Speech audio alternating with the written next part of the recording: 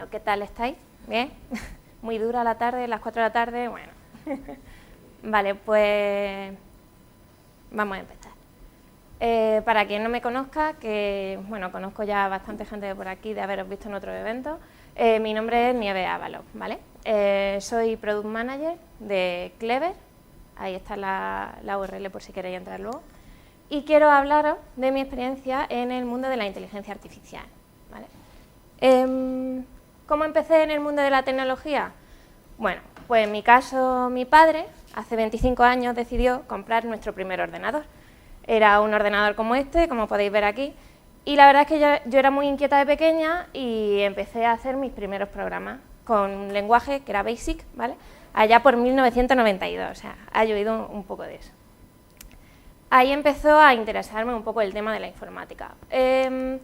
También por mi casa rondaban muchas revistas de investigación y ciencia, Scientific American, y me gustaba entretenerme hojeándolas, y había muchas veces que hablaban del tema de la inteligencia artificial, de las leyes de la robótica, cómo esto podría afectarnos en un futuro, qué pasará dentro de 20 años, cómo podemos hacer que las máquinas empaticen con los humanos. Y todo esto a mí, en mi cabecita de pequeña, me hacía soñar, ¿no?, con ese futuro de qué será y cómo conversaremos con las máquinas dentro de unos años, ¿no? Así que, bueno, pues ¿qué decidí? Cuando llegó la hora de decidir qué carrera iba a elegir, elegí Ingeniería Informática. Así que allí me fui a la Universidad de Granada a empezar mi carrera. Me di cuenta que eran mucho matemáticas y mucho lenguaje de programación. Y yo pensaba, ¿y la inteligencia artificial cuándo llegará? Pues había una asignatura en cuarto de carrera que se llamaba Inteligencia Artificial. Yo estaba deseando llegar a ella. Y me gustó, mucho. Me gustó tanto que cuando acabé y me dijeron, tienes que hacer un proyecto fin de carrera, elige un tema, me fui a un departamento donde sabía que trabajaban con temas de inteligencia artificial. Y me dijeron, bueno, un buen tema puede ser crear un software con el que interactúes por voz y con el que puedas hacer algo. Por ejemplo, interactuar con los electrodomésticos de tu casa. Y esto sonará a algo así, ¿no? Ahora se habla mucho de Alexa, de Google Home, dispositivos que ya sabéis como Amazon o Google han creado para que podamos interactuar con los electrodomésticos o con nuestra casa. Pero en mi proyecto fin de carrera no se parecía tanto a esto, se parecía algo más a esto, ¿no? Típica pantalla de Windows, bueno, pues con una simulación de lo que podría ser una casa y con la que efectivamente por voz podía decir apaga la luz del dormitorio o lo que me permitiera el sistema que había creado, ¿no? Y la verdad es que me gustó mucho y decidí seguir en el mundo. Empecé con un doctorado allí en la Universidad de Granada, ¿vale? Y me especialicé en sistemas de diálogo. Esto es un sistema de diálogo. Es una serie de piezas, son 5 piezas si hablamos de un sistema de diálogo con el que interactuamos por voz, o son solo 3 piezas, que son estas 3 de aquí abajo, si interactuamos por texto. Pues muy bien, cada una de estas piezas dentro tiene una serie de métodos estadísticos, matemáticos, clasificadores, redes neuronales, que les permiten hacer su función.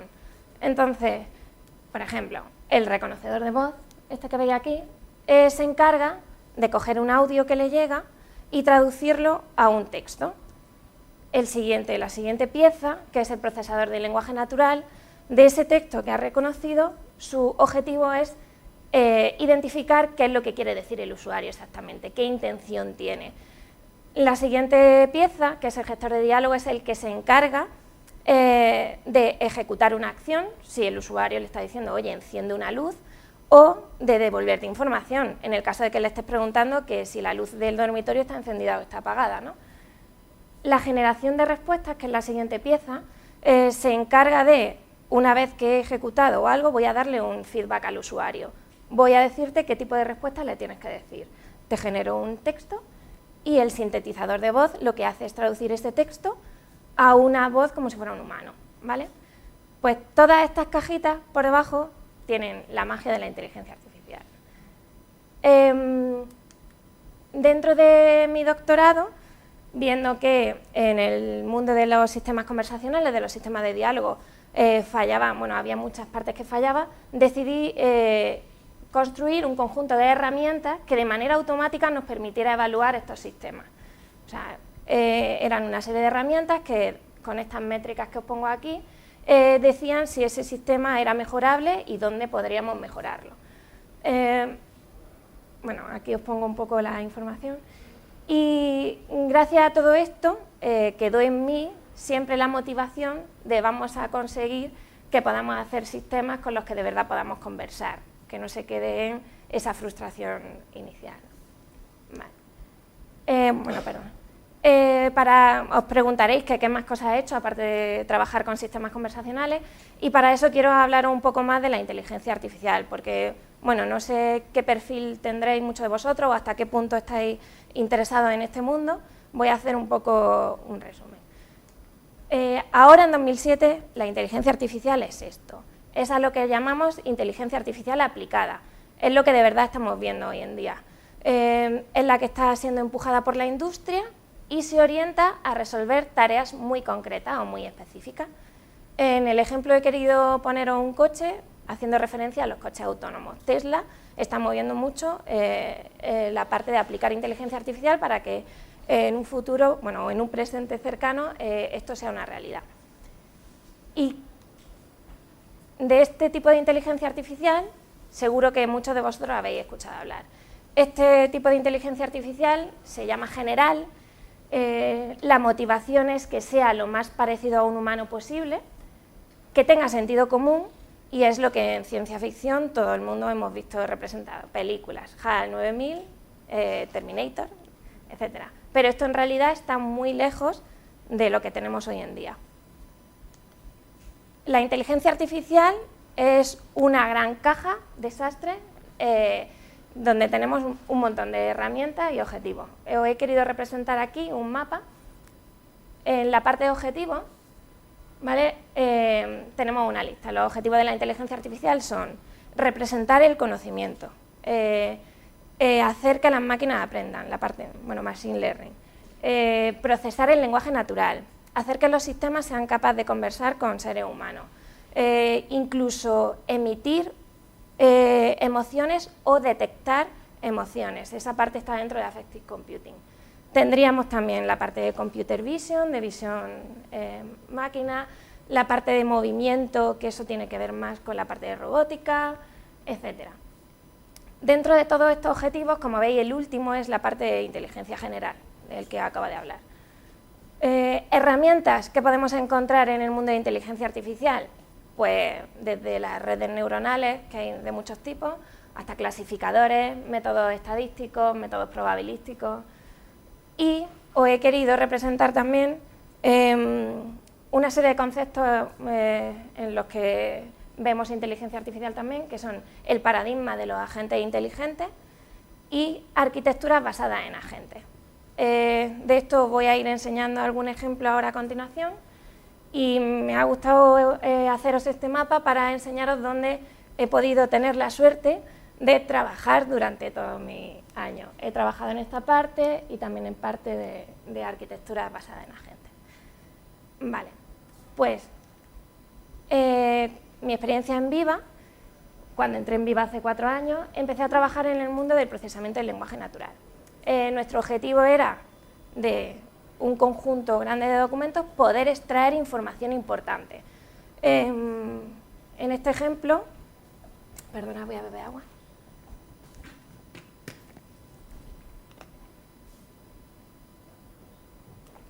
Este ejemplo muy típico, que puede ser una noticia de un periódico, ¿no? ¿Cómo extraemos información importante? Pues hay muchos métodos. Dentro de mi experiencia he aplicado métodos muy sencillos. Un método sencillo como pueda ser el análisis sintáctico que todos conocemos de nuestros años de lengua en el colegio, ¿no? Tenemos una frase y somos capaces de identificar qué es un sujeto, qué es un predicado y qué otros elementos tenemos. Pues gracias a este tipo de herramientas lingüísticas podemos identificar cuando tenemos en un documento referencias a personas, que está pintado en color azul, cuando hacemos referencia a localizaciones, lo podéis ver en amarillo, cuando hablamos de alguna organización en verde, incluso otro tipo de cosas como fechas, días de la semana. Esto, como bien os digo, es un método bastante sencillo. De aquí hasta hemos llegado a experimentar con un método un poco más complejo, como puedan ser métodos basados en redes neuronales. De hecho, hay un algoritmo que se llama Word2Vec que nos permite, simplemente con pasarle un conjunto de documentos lo suficientemente grande, él es capaz de detectar relaciones semánticas entre palabras de manera automática. O sea, no hay que decirle nada, solo le pasas ese conjunto de documentos y luego tú le preguntas, oye, dime qué palabras están relacionadas con Drácula. Y él es capaz de decirte que tiene relación con Stoker, Bram, Vampire. Todo esto porque lo hemos entrenado con un conjunto de documentos como pueda ser la Wikipedia. O sea, como veis, el procesamiento del lenguaje natural nos da mucho valor y mucho potencial que podemos aplicar luego en otro ámbito. Además del procesamiento del lenguaje natural, hemos trabajado con arquitectura de agentes inteligentes. Vale, ¿qué es esto? El objetivo de esto era hacer o construir el concepto de agente. Un agente es un experto en una tarea concreta. Aquí, por ejemplo, tenemos un agente que es contactos, que es experto en manejar el directorio de nuestra empresa, de Viva, por ejemplo.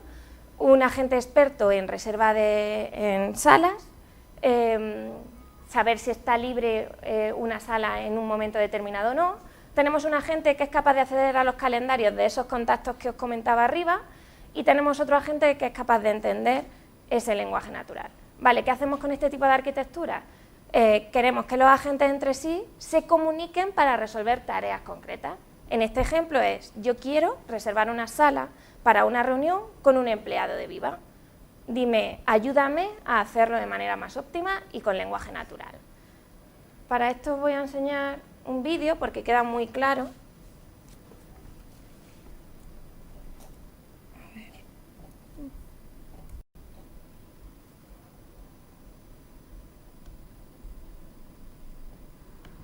Sí, puedo.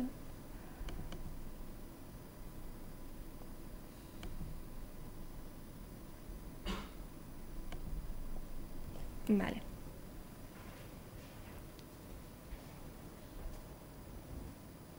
En el vídeo podemos ver cómo les escribimos por texto.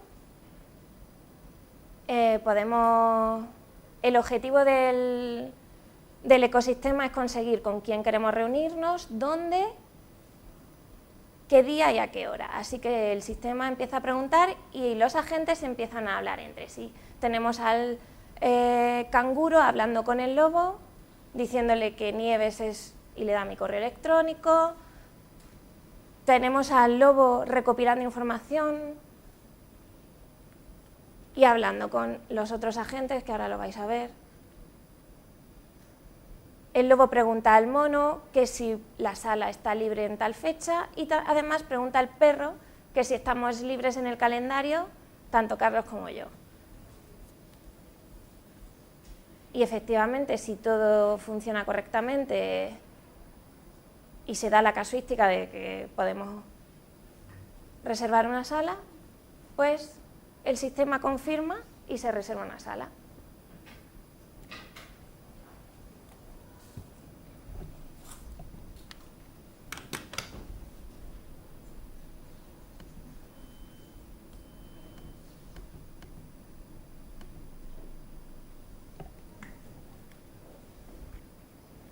Vale.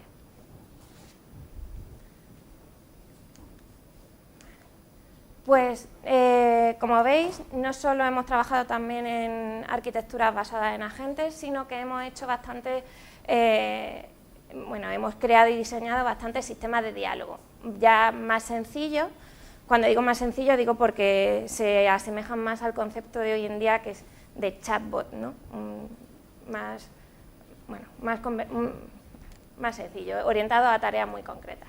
Aquí os pongo una serie de ejemplos, pero voy a hablar de uno que es el que más me interesa, que es este. Esto fue un proyecto que realizamos durante un hackathon de un día en el evento TechCrunch Disrupt de Londres, ¿vale? Y bueno, unos compañeros de Labs y yo estuvimos allí y nuestro objetivo era crear un asistente conversacional para que en situaciones de emergencia o catástrofes naturales vía SMS pudieras acceder a asistencia sanitaria. Entonces, vía conversación, el sistema era capaz de detectar o preguntarte dónde estabas y localizarte en un área lo suficientemente afinada para mandar allí un sistema de emergencia, ¿no? Y bueno, de esta parte, sobre todo lo que hemos aprendido dentro de todo este conjunto de sistemas de diálogo es que todavía hay muchas falsas expectativas de lo que esto es y lo que la gente espera que sea, ¿no? ¿Por qué? Bueno, aquí os he puesto una foto que refleja muy bien eso. Hoy en día, cuando hablamos de sistemas conversacionales, bueno, esta foto es de una conferencia, la ChatbotConf, en Viena del año pasado. Es un chiste, pero representa muy bien el estado del arte actual, el estado de la industria actual. ¿Qué queremos? Chatbots. ¿Cuándo los queremos? Lo siento, no he entendido tu petición, ¿no? ¿Esto qué significa? Pues que los dos problemas más grandes que tienen las herramientas de hoy en día son, la primera, la comprensión de lo que el usuario quiere no se hace bien. No conseguimos identificarlo con un éxito adecuado. Y luego, otro de los problemas es que muchas veces le estamos pidiendo a este tipo de sistemas cosas que no pueden hacer, para las cuales no están implementados. Por ejemplo, el que os he enseñado antes, asistencia sanitaria en un sitio, hace eso, no le puedes preguntar otro tipo de cosa, ¿no? ¿Y qué pasa? Pues que en realidad lo que nos pasa es que los humanos no somos transaccionales, los humanos somos conversacionales. Esta imagen refleja muy bien eso, ¿no? Estamos ante un móvil y tenemos aplicaciones de mensajería y hablamos con nuestra familia, somos emocionales, somos sociales. Ese tipo de conversaciones son las que cuando se nos presenta un sistema conversacional creemos que somos capaces de replicarla y no es así, ¿no? No es así hasta ahora. Seremos capaces, pero no ahora. El ejemplo de Ger viene muy al cuento, en un futuro seremos capaces de empatizar, o creernos que realmente un sistema conversacional es una persona, puede ser. Hoy en día, como os comentaba, muchas de las herramientas no llegan a esto, pero hay una muy interesante de la que os quiero hablar, que es Viv. Viv, en 2016 fueron a un evento para mostrar el producto que tenían. Viv los compró Samsung. Viv lo han creado los creadores de Siri. Todos conocéis a Siri, sabéis cómo funciona Siri, ¿no? Vale, pues el potencial de Viv es que son capaces de, para cada tipo de petición que hace un usuario, no se ve muy bien, pero por ejemplo aquí tenemos una frase del usuario, son capaces de dividirla en cachos, en cachitos pequeños para identificar todos los elementos relevantes de la oración y a partir de ahí hacer para conseguir el objetivo de responder al usuario la pregunta y determinan un plan de acción. En este caso, hace 3 jueves. ¿Qué es hace 3 jueves? Voy a razonarlo, ¿vale? Y cuando aplican todo el razonamiento, son capaces de darle al usuario una respuesta mucho más óptima de lo que nos podemos encontrar hoy en día. Además, se apoyan en un conjunto de conceptos relacionados entre sí que le dan todo el potencial para razonar que otros sistemas no tienen. Vale. Os preguntaréis, bueno, ¿y qué podemos hacer con la inteligencia artificial? Con la inteligencia artificial, como os comentaba, una de las cosas que podemos hacer es hacer uso de información que de otra manera no podríamos ser capaces de procesar como humanos, ¿no? Un sistema automático es capaz de leerse todos estos libros y darnos respuestas que nosotros no habría días de nuestra vida para hacer esto, ¿no? Y no solo eso, la inteligencia artificial, ¿a qué nos ayuda también? La inteligencia artificial nos ayuda a tomar decisiones complejas que de otra manera no seríamos capaces de hacer. ¿Por qué? Porque puede que haya muchas variables en juego. Un ejemplo muy claro de esto es la optimización de rutas. El ser humano es malo optimizando rutas, muy malo.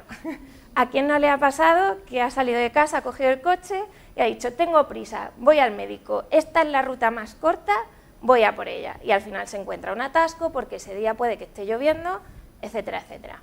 Gracias a sistemas de navegación que por debajo tienen en cuenta todas esas variables que nosotros no tenemos y encima en tiempo real, somos capaces de llegar en tiempo a nuestra cita con el médico. De hecho, Google, no sé si lo habéis probado últimamente, Google incluso te redirige en ruta en caso de que haya pasado algo para que efectivamente llegues cuanto antes a tu destino, ¿no? ¿Pero qué? ¿Qué pasa también? También se habla de la cuarta revolución industrial, ¿no? De que la inteligencia artificial es una amenaza. Esto todavía no ha pasado, pero a mí me gustaría reflexionar y hablar de que está en nuestra mano crear sistemas que en realidad nos ayuden a la toma de decisiones de nuestro día a día, que nos ayuden, pues, por ejemplo, en nuestras tareas más tediosas. Leí por ahí que hay un 60% de los trabajos actuales que tienen un ratio de un 30% de actividades automatizables. ¿Eso qué significa? Pues que efectivamente nos pueden apoyar en ese tipo de actividades, ¿vale?, para que nosotros podamos tomar decisiones de una manera mejor, con más datos, con más variables y en menos tiempo, ¿no? Al final, para mí, es que la inteligencia artificial nos da superpoderes, ¿no? y tenemos que aprovecharlo. Un ejemplo muy claro de cómo la inteligencia artificial nos da superpoderes y no tenemos que saber que está ahí es Boomerang, no sé si lo conocéis. Boomerang es un producto cuyo objetivo es que los emails que escribamos tengan una probabilidad de que se nos responda altísima. Lo he explicado un poco mal, pero bueno. Al final, para cada email que escribimos, nos aparece una serie de ayudas diciendo si ese email se nos va a responder por una serie de cosas. Por ejemplo, el tema está claro, el número de palabras que tiene el email no se te ha ido a 2000, e incluso estás haciendo alguna pregunta durante el email y eso sabemos, porque hemos aplicado una serie de redes neuronales, sabemos que es más probable que responda la gente, ¿no? También, no lo he puesto aquí, pero todos conocéis el caso del spam, ¿no? El spam es el primer caso de inteligencia artificial que está ahí y nos ayuda en nuestro día a día todo el rato, porque si tuviera yo que ver todos los mails que se me meten en spam y discriminarlos yo, bueno, en vez de estar dando aquí la charla estoy todavía discriminando emails, ¿no? Por ejemplo, inteligencia artificial que está ahí y tampoco tenemos que saber que está ahí. Netflix, un sistema de recomendación. Yo llego a casa, tengo poco tiempo, estoy cansada, enciendo Netflix, pues que me recomiende qué tipo de película puedo ver afín a mis gustos en un momento y no tener que estar haciendo scroll por la cantidad de películas que tenga Netflix, pues la verdad es que me está ayudando, ¿no? Y algo que ya está pasando, ¿no? Os quiero contar una serie de ejemplos de cómo la inteligencia artificial nos va a apoyar y ya está pasando, y seguramente en 5 años estemos acostumbrados a ver, son estos. El primero es en reconocimiento de patrones. Aquí os he puesto un ejemplo en el que, bueno, se puede ver cómo podemos identificar que hay un coche, que hay personas, tal. Este quizás no sea el mejor ejemplo. Imaginaos cómo podemos aplicar el reconocimiento de patrones en el ámbito médico. Tenemos un montón de imágenes y podemos, gracias a la inteligencia artificial, ayudar al doctor a poder, o dar un mejor diagnóstico o que tome la decisión que tenga que tomar. Todo eso permitiendo que el doctor pueda hacer otro tipo de cosas que dan más valor, ¿no? En el mundo de la conducción también se habla bastante. Los primeros coches autónomos ya se están viendo, sobre todo por Estados Unidos. Todos están subidos al carro, hasta Google, ¿no? Apple también va a lanzar su propio coche autónomo dentro de poco. Y al final, ¿qué beneficio nos aporta esto? El beneficio que buscamos de aquí es que conducir es una tarea tediosa y nos lleva mucho tiempo. Incluso el error humano dentro de este mundo hace que haya muchos accidentes, ¿no? ¿Por qué no podemos ayudar al ser humano en esa tarea tan tediosa que es conducir? Un beneficio que podamos obtener de esto, ¿no? Movimiento de objetos puede ser en fábricas. Este es otro ejemplo. Nos ayuda y nos beneficia porque van a ser mucho más óptimos a la hora de localizar paquetes y moverlos que pueda ser yo, ¿no? Y ya por último, y el que más interesante me parece, que es a la hora de recopilar y buscar información. ¿Por qué digo esto? Porque en realidad perdemos muchísimo tiempo de nuestro día a día haciendo ese tipo de tareas. Tengo que hacer un informe, tengo que enterarme de cómo está la competencia, voy a dedicar tanto tiempo a recopilar esta información y luego a buscarla para hacer el mejor informe, ¿no?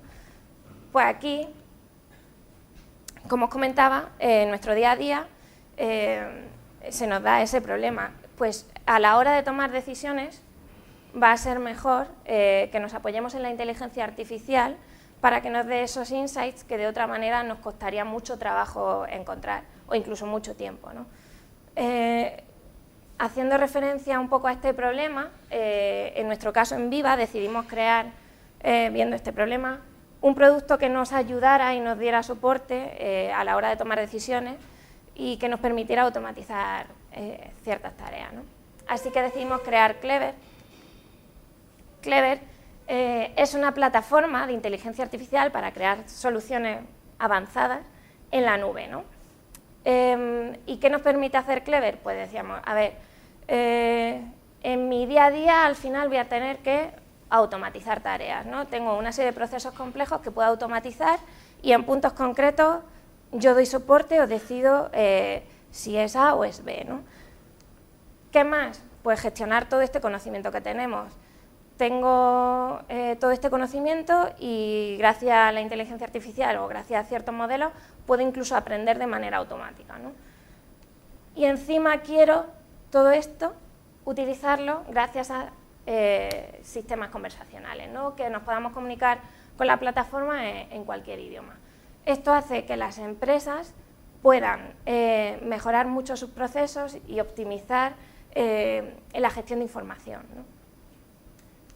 Y todo esto gracias a una plataforma que hemos construido con el concepto de agentes inteligentes del que os hablaba antes, ¿no? Uno de los aprendizajes que hemos adquirido gracias a Clever es que efectivamente dentro de este mundo hay muchas maneras donde aplicar y donde podamos ayudar a la hora de tomar decisiones. Vemos que hay muchos verticales donde podemos construir productos sobre Clever, ya sea en el mundo de los recursos humanos para encontrar el mejor candidato para una oferta o ya sea a la hora de reservar una sala, como enseñaba antes, ¿no? Y esto nos va a permitir que de aquí a unos años podamos aportar valor en muchas áreas, ¿no? Que hasta ahora están ahí un poco más recriminadas. Y nada, bueno, para acabar quiero dejaros con esta frase, que al final la mejor manera de predecir el futuro es inventarlo. Así que espero que de aquí a unos años hayamos inventado un futuro mejor gracias también a la inteligencia artificial.